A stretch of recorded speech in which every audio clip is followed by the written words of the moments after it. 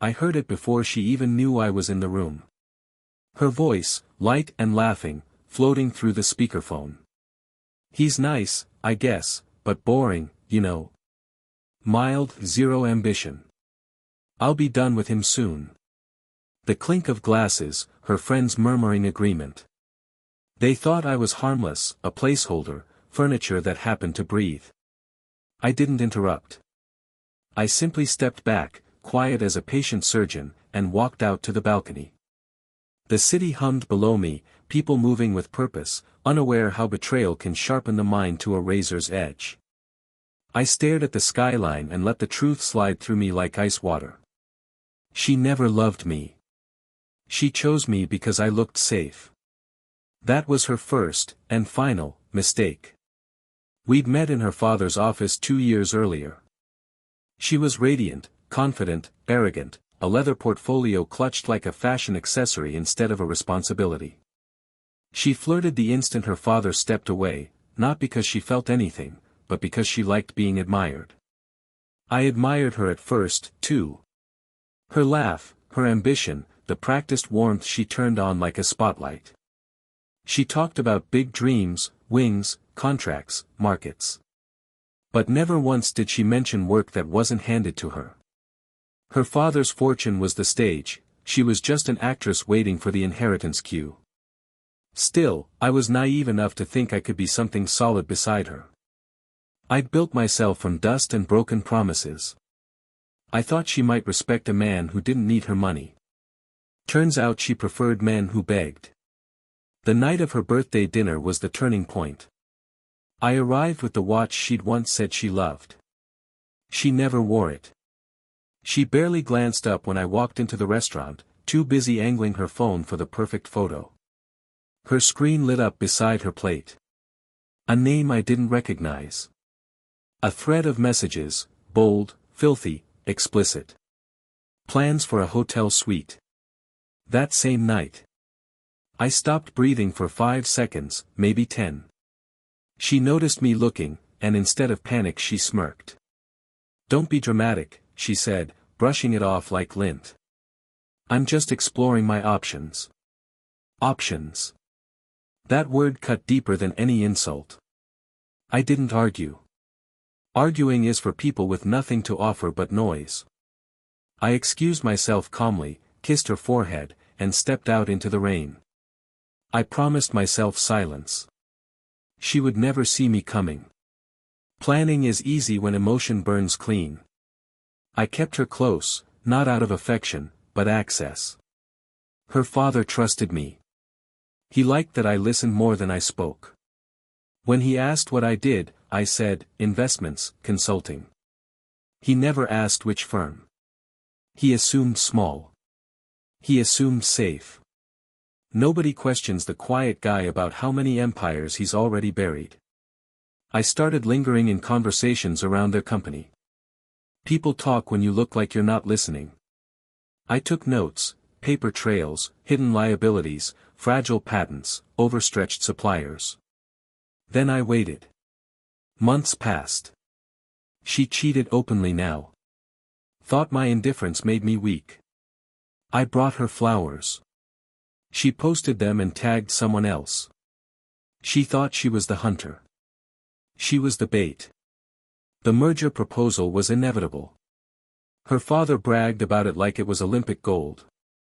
A new partner, some mysterious hedge group with money so clean it would carry their name another century. He talked about it at the dinner table, red wine staining his lips, excitement trembling in his hands. "You'll see," he told me.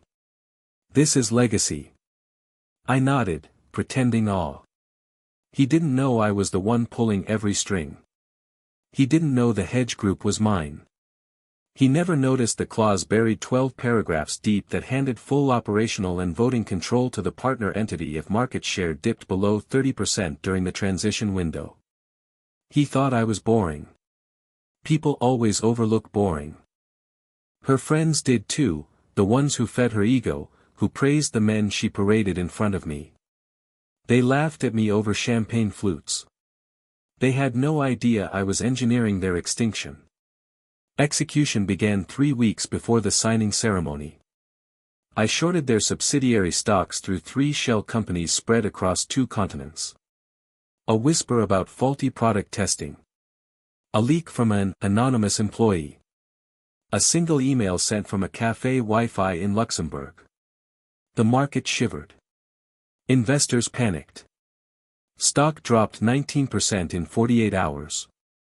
Her father grew nervous but insisted it was temporary. The price would bounce. It didn't. It dove screaming. I launched Phase 2. A discreet acquisition through the hedge group. A midnight board vote. A signature at dawn. I owned everything before they even knew they'd lost it. The climax came the morning after she mocked me one last time.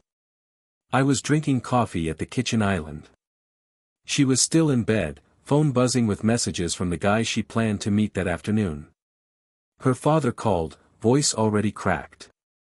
Have you heard, the merger, the board? Someone bought a controlling stake. He stopped mid-sentence. Do you know who the partner company is? I didn't answer. I just put the call on speaker. The room was silent except for his ragged breathing. Then the name landed, my name. The silence afterward was absolute. She sat bolt upright, pale, lips parted like she'd swallowed glass. Her eyes flicked to me as if seeing a stranger wearing her boyfriend's skin. What? Who are you? She whispered. I smiled, slow and calm. The man you called boring. She didn't beg. Not yet. Shock takes time to ripen. Her father did, though. He showed up that afternoon, suit rumpled, desperation clinging to him like cheap cologne. He offered partnership. He offered anything. I offered nothing. Your company is already mine, I said. No negotiation required. He collapsed into a chair and aged 20 years in seconds. My revenge wasn't loud. It was surgical. I let him leave with his dignity. That was all I spared. When she finally spoke, her voice was small, drowned in fear. You planned this? No, I said. You taught me. Her tears were soft, fragile, not from heartbreak, but from losing the power she thought was hers by birthright. I packed one bag that night and left the watch she never wore on the dresser. As the elevator doors closed, I caught my reflection in the mirrored wall. I didn't feel triumphant. I felt finished. Some people ruin you with betrayal. Others forge you with it. She tried the first. I became the second.